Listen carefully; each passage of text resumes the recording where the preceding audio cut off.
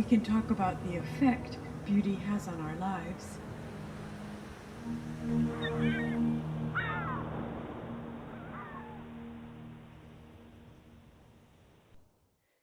I think the experience of beauty first stops me short.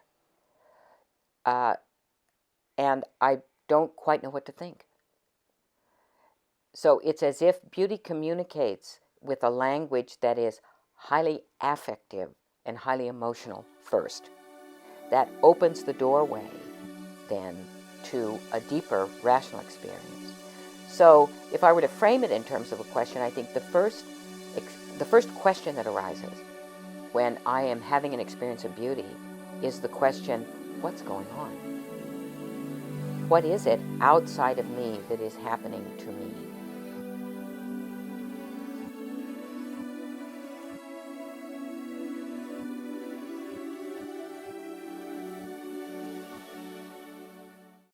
I love the way an artist can recreate the world in order to somehow attempt to create something in which this elusive thing, this difficult to pin down mystery can somehow become present. I try to come in as open as possible so that I can kind of channel whatever it is, the spiritual, the natural, the unconscious, the intuitive. There are a lot of different ways of talking about this phenomenon that many artists experience of the work coming through them. They feel this deep response to the beautiful, and they want to, in a sense, live as much as possible in its presence. I often think that a nice metaphor for a great work of art is the Native American dream catcher. The notion that you can construct something in this sort of magical, almost mythical creation in which the dream is somehow caught up and held, even only for a moment, even in a very fleeting moment.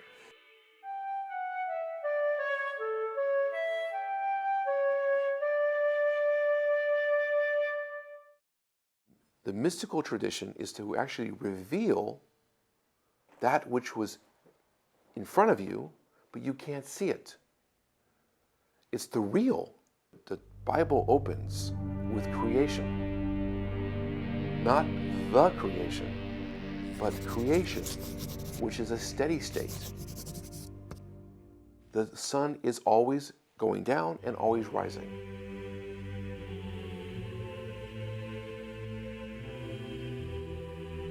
Water is always evaporating and then falling again.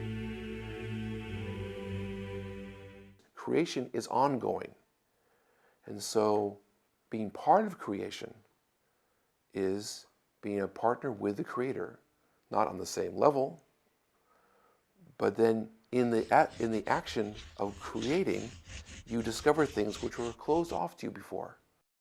Creating beauty, experiencing beauty, is like, or is experiencing the divine, if you will. It's going to a place, experiencing a place that's more than just sort of the humdrum going to work and pumping paper or whatever you do for a living. It enables you to realize more who you are or what you are. I think that for me, when I experience beauty, I feel that I have connected in some way with something universal. There's something higher. There's a higher connection. And maybe that's what makes it beautiful, is that there is something universal, something transcendent, and I know it when I see it. When someone experiences beauty, they always know it. There's no such thing as having an experience of beauty without knowing it. So there's something that happens to the perceiver, and that's identified as a sense of pleasure. But we have to understand pleasure in a large category. It can be pleasure where you're looking at something and you're just awed. For example, walking into the Sistine Chapel, and you look at what Michelangelo did on the ceiling, and just, when I was there, I just dropped almost to my knees. I mean, I started crying. It was an overwhelming experience.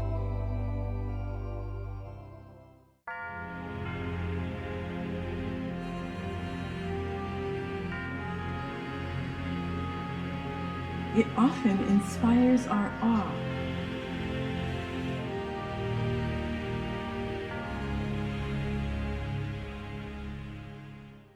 We all have a kind of wonder when we encounter something, a sense of mystery, a sense of wholeness. There are all of these elements of the experience of beauty that come together. Beauty is this opportunity where the world seems charged with significance. Plato and Aristotle, Socrates, the great philosophical traditions, say that all philosophy really begins in a sense of wonder. And that's a sense of awe in the greatness and the wholeness of the universe. We have the experience of something that creates awe, something that draws our good out to meet the other.